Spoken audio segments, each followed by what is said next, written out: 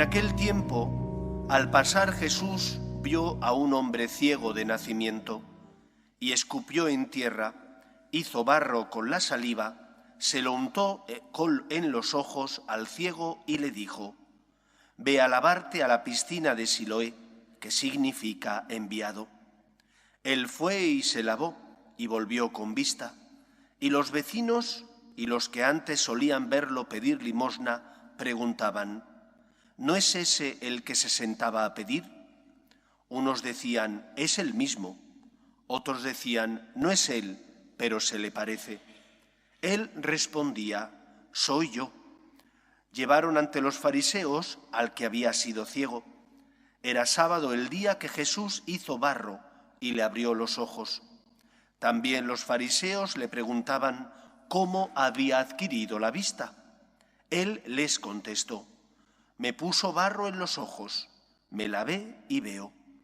Algunos de los fariseos comentaban: este hombre no viene de Dios, porque no guarda el sábado.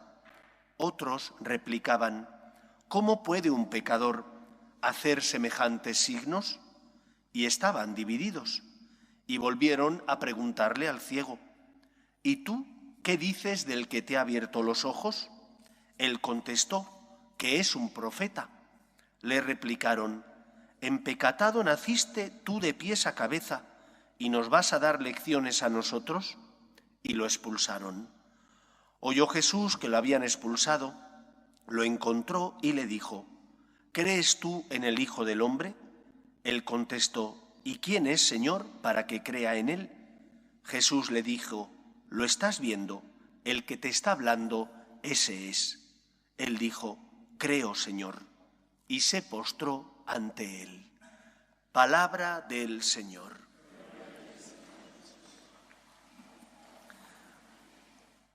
Uno de los pasajes más bellos que narra la Escritura, que narran los Evangelios, y que sin embargo suele pasar casi siempre desapercibido a los ojos de los cristianos, porque hay otros acontecimientos que ocupan un lugar más importante, como que deslumbran más que este, es el pasaje en el que el ángel se aparece a los pastores, cuando ya Cristo había nacido, y les dice: os doy una gran alegría, hoy os ha nacido el Salvador, el Mesías, el Señor. Cristo es la buena noticia. Esa buena noticia de que el pecado no es más fuerte que el amor que Dios siente hacia nosotros y que por lo tanto Dios, que quiere que todos los hombres se salven, envía a su Hijo al mundo para que Él pague la deuda contraída por nuestro pecado. Cristo es la luz del mundo. Es la luz de la que habla San Juan en el prólogo, la luz que viene a los suyos, que viene a iluminar nuestro corazón, que viene a enseñarnos el camino que nos lleva a la salvación, que es el camino del amor, que es el camino de la confianza en Dios. Por eso lo primero que nos recuerda este Evangelio es que el Señor no quiere que vivamos como ciegos. Y para que no vivamos como ciegos, el ser humano tiene dos grandes fuentes de luz, dos fuentes de moralidad que nos ayudan a saber distinguir qué está bien y qué está mal. Una moralidad que no depende de la opinión de las mayorías, sino que depende de lo que es bueno y de lo que es malo.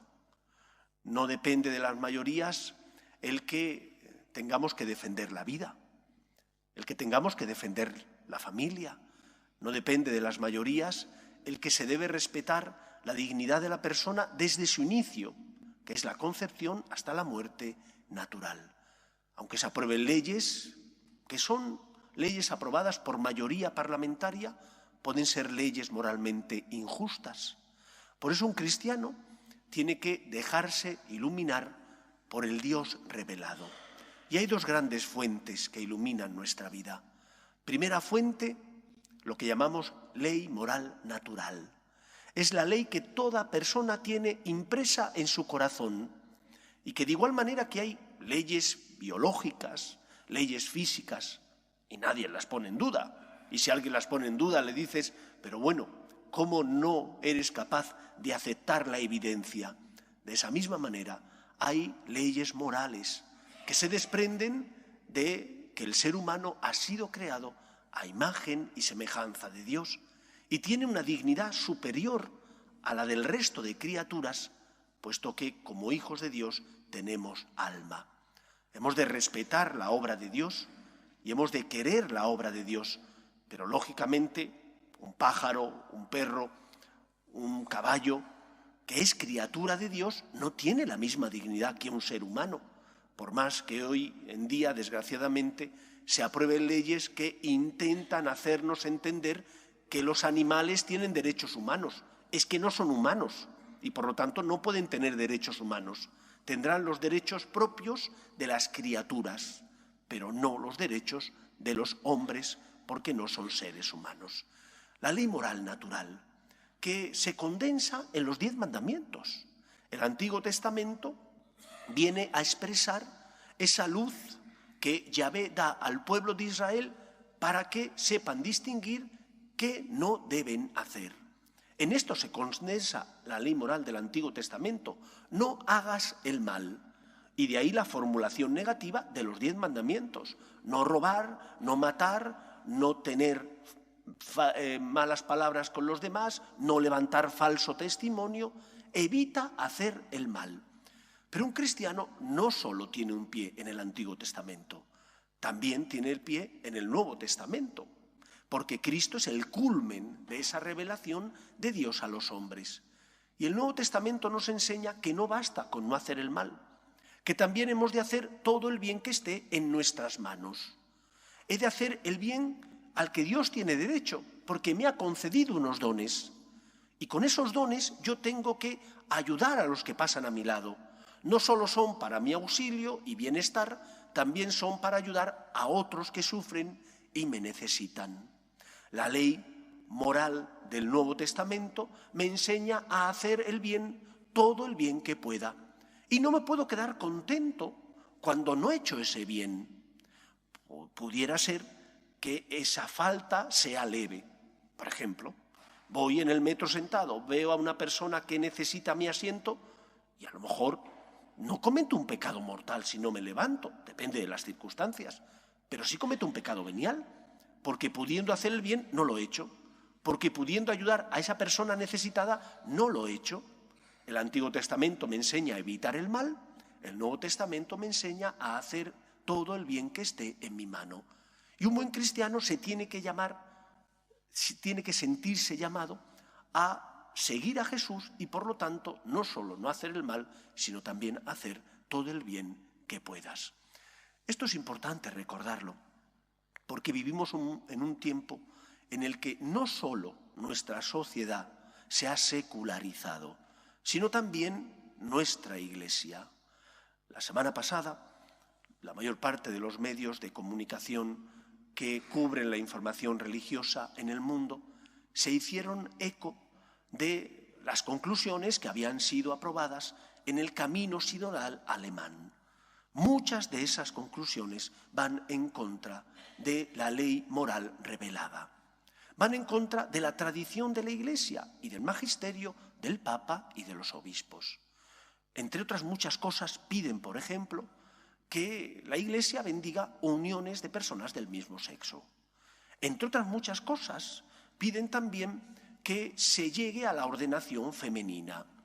Entre otras muchas cosas, piden que se permita todo, desde leyes trans a que la homosexualidad sea algo bendecida y bien visto, cuando va en contra no solo de lo que dice el catecismo de la Iglesia Católica, sino también de las palabras de Cristo. Por ejemplo, Jesús habla en contra del divorcio y a favor, por tanto, de la unidad conyugal, y ellos quieren aprobar leyes morales dentro de la Iglesia a favor del divorcio y en contra de lo que dice San Pablo y de toda la doctrina de la Iglesia sobre la moral católica. Por lo tanto, conviene que nosotros sepamos qué está bien y qué está mal, para evitar caer en ese error que es el relativismo, que es la secularización, que ya hace mella también en nuestra Iglesia. Tienes conciencia, te han educado, te han enseñado a distinguir el bien del mal, sabes que hay dos fuentes de moralidad, ley moral natural, 10 mandamientos, y el mandamiento del amor junto con el magisterio de la Iglesia, haz caso. Pero hay otro aspecto del que os quiero hablar que quizás nos toca también muy de lleno, y es la necesidad en este tiempo de Cuaresma de dejar que la luz de Cristo ilumine plenamente nuestra vida. Cuando era un joven que estaba en el seminario, me tocaba leer muchas vidas de santos. Mi padre espiritual así me lo recomendaba y yo, como buen hijo, solía hacerle caso. No siempre, pero con frecuencia. Y recuerdo que cuando leía la vida de los santos, siempre me quedaba el mismo sentimiento. ¿Cómo es posible que una Santa Teresa de Jesús, cómo es posible que un San Juan de la Cruz, cómo es posible que un San Francisco de Asís o cualquiera de los otros grandes santos que ha dado la historia de la Iglesia experimentara a lo largo de su vida que estaban llenos de pecado y lejos, por tanto, de Dios? Y le hice esa pregunta a mi padre espiritual y me respondió con claridad: cuando uno está en la oscuridad, no ve las manchas que tiene. Puede estar lleno de manchas, no hay luz, sus ojos no perciben la suciedad. Pero cuando te acercas a la luz, cuando pasas de una estancia oscura a una estancia luminosa, tus ojos perciben, porque hay luz, con más nitidez las manchas, aunque sean pequeñas. No serán pecados mortales, pero son pecados leves, que al acercarte a Dios, que es la luz que ilumina tu vida, destacan más. Parece como que llamaran más la atención.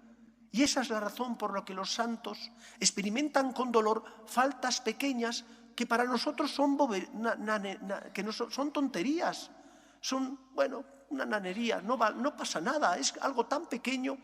Sí pasa. Y tenemos que aprender a tener más finura espiritual. Los pecados leves son como esas motitas de polvo que se pegan en los cristales de las gafas. No impiden que tú puedas ver lo que hay delante de ti, pero molestan. Como cuando uno va en el coche y han pasado un montón de enjambres de abejas y se le pegan en el cristal, pues tiene que limpiarlo para poder ver con mayor claridad y nitidez. Así nos ocurre con nuestra conciencia, así nos ocurre con nuestra vida. Deja que el Señor te ilumine. Y podrás decir: pero si estos pecados son más faltas más leves. Sí, pero como estás más cerca de Dios, te duelen más, porque es una afrenta al Señor. Te duelen más porque te das cuenta de que Dios se merecería mucho más. Te duelen más porque tú has recibido más dones a lo mejor que los otros. Has sido criado en una familia que te ha enseñado a distinguir el bien del mal. Has tenido la suerte de tener una buena parroquia, un buen colegio que te ha educado y te ha enseñado para que pudieras evitar hacer lo malo. Y entonces tienes que dar gracias a Dios porque ilumina tu vida. No solo tenemos que fijarnos en los pecados mortales graves, también tenemos que fijarnos en las faltas leves, que son señal de que estamos acercándonos a Dios, que es la luz que ilumina nuestra vida. Y aunque tengan menos peso y menos gravedad, son más escandalosas porque estamos más cerca de Dios. Pidamos al Señor que ilumine mi vida y mi corazón, para que con su gracia pueda hacer el bien y evitar el mal, para que, como San Francisco decía, Dios es nunca bastante, le ama cada vez más, porque el Señor no quiere más que mi felicidad, y porque quiere mi felicidad me ilumina y me da fuerzas para que le siga.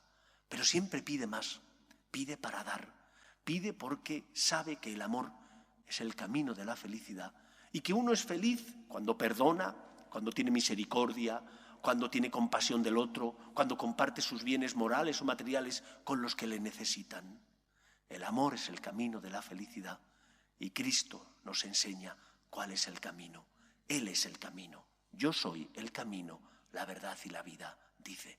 Pues seamos nosotros luz en el mundo por la integridad de nuestras costumbres, porque evitamos el mal y luchamos por hacer todo el bien que está en nuestra mano y porque dejamos que el Señor ilumine nuestra vida y purifique nuestra conciencia.